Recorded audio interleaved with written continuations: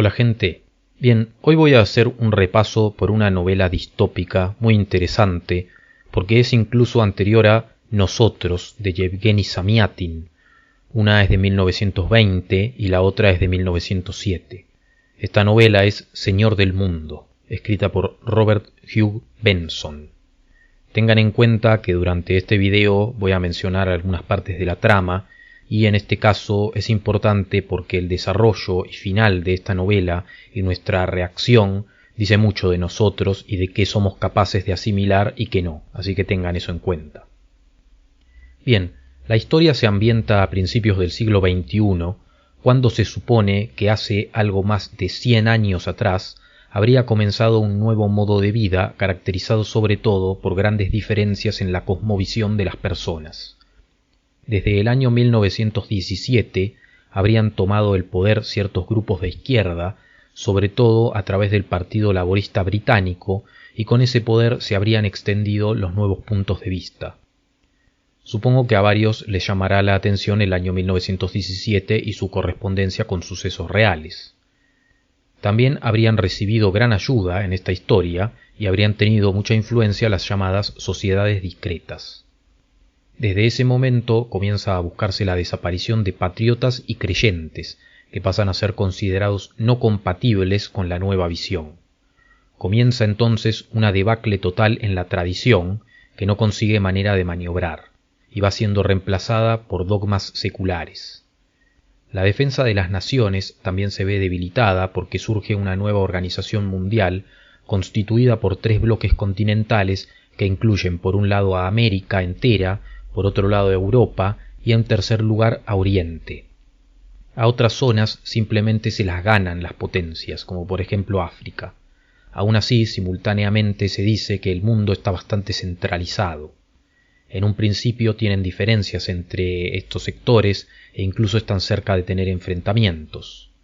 La nueva cosmovisión se caracteriza por un fuerte humanismo, mezclado con aspectos ateos y algunos otros panteístas, además de los puntos de vista aportados por las sociedades que mencioné anteriormente.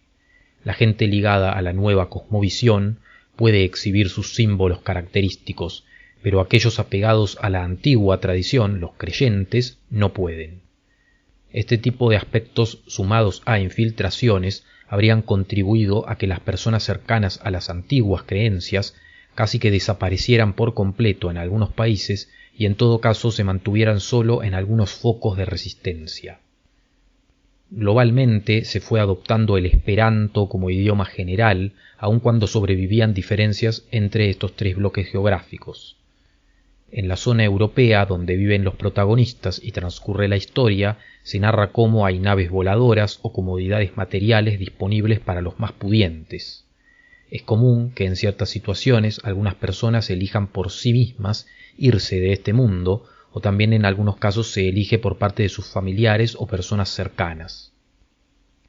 En ese nuevo mundo hay una incomprensión total de cómo se podía creer lo que se creía antiguamente, pero ciertas tendencias humanas continúan, de manera que al final también en la nueva cosmovisión se termina esperando la llegada de algo así como un elegido que tendría que consagrarse y así también consagrar definitivamente a la nueva visión.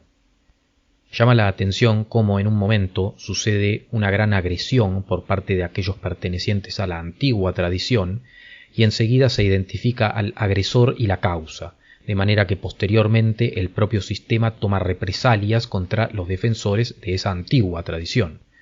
Todo está narrado en el libro de manera que nos queda cierta sospecha de si fue algo armado o no. Evidentemente el autor ya veía venir ese tipo de maniobras a futuro en la geopolítica mundial.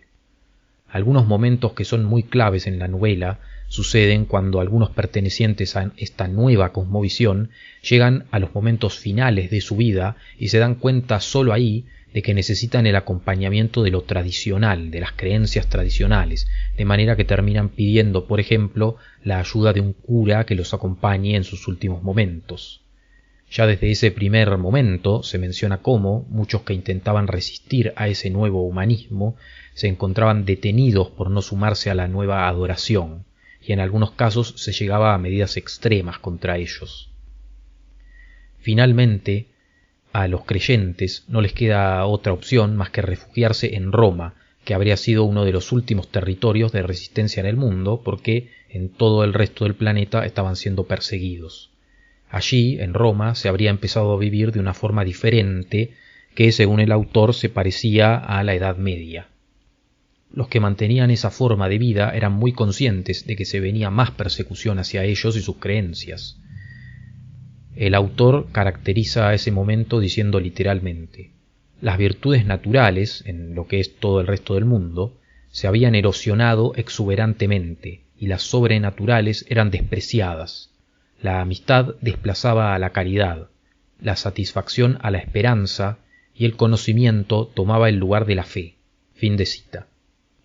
Para intentar evitar esa persecución, rezaban y al mismo tiempo pretendían crear una nueva orden que pudiera maniobrar frente a las amenazas, aunque ya era demasiado tarde. Esos momentos son claves en la novela porque a muchos les surge la pregunta de cómo no ocurre algo que los salve, cómo es que algo no intercede y eso los hace flaquear en su fe.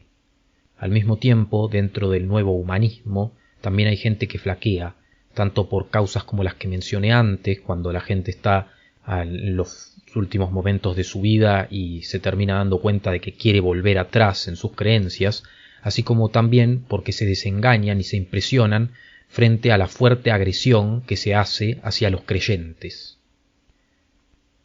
Finalmente, el nuevo humanismo le termina pasando por encima a Roma y los últimos resistentes, los últimos creyentes, terminan refugiándose en Nazaret.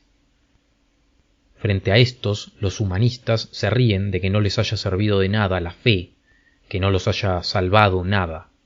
La misión era dejarlos excluidos en todo y se estaba logrando.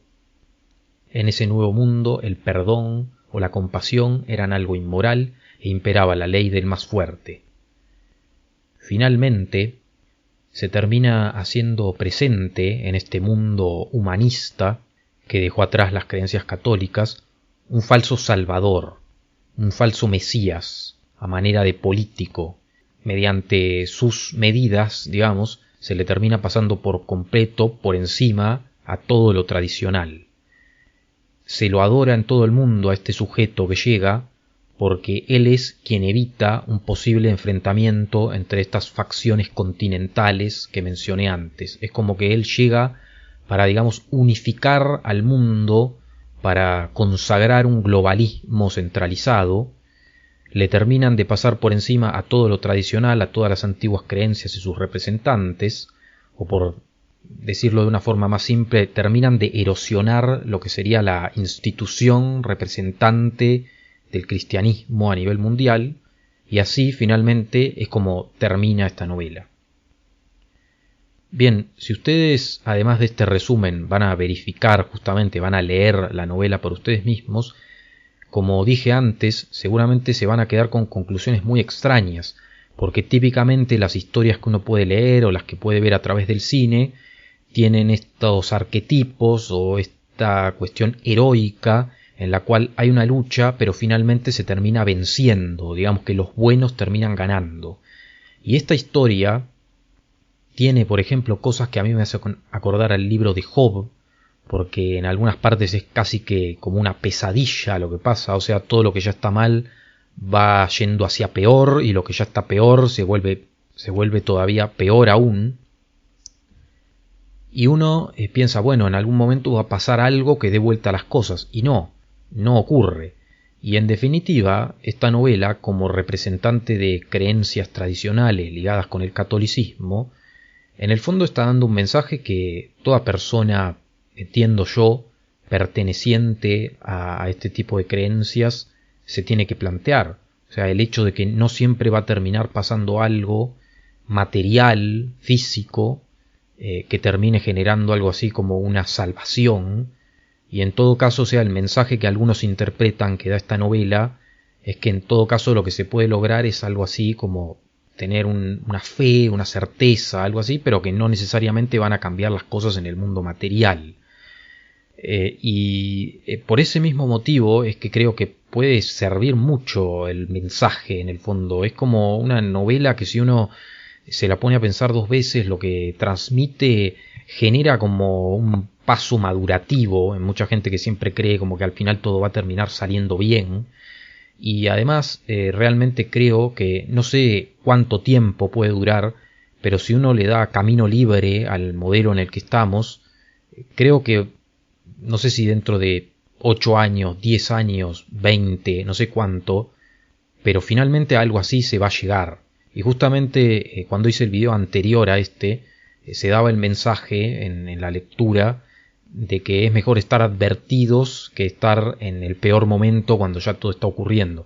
Recuerden que igualmente yo siempre digo en los videos que no puedo decir que yo sea creyente, porque estoy más bien en una etapa de búsqueda, pero sí que defiendo valores y principios y cosas así, voy de a poco desmenuzando y entendiendo, y me parece que se va a terminar llegando a algo parecido tarde o temprano, como lo que se narra en esta novela. De manera que bueno, les recomiendo leerla, así que gracias por ver este video, pueden dejar lo que piensan en comentarios, y bueno, nos vemos en el próximo video, un saludo.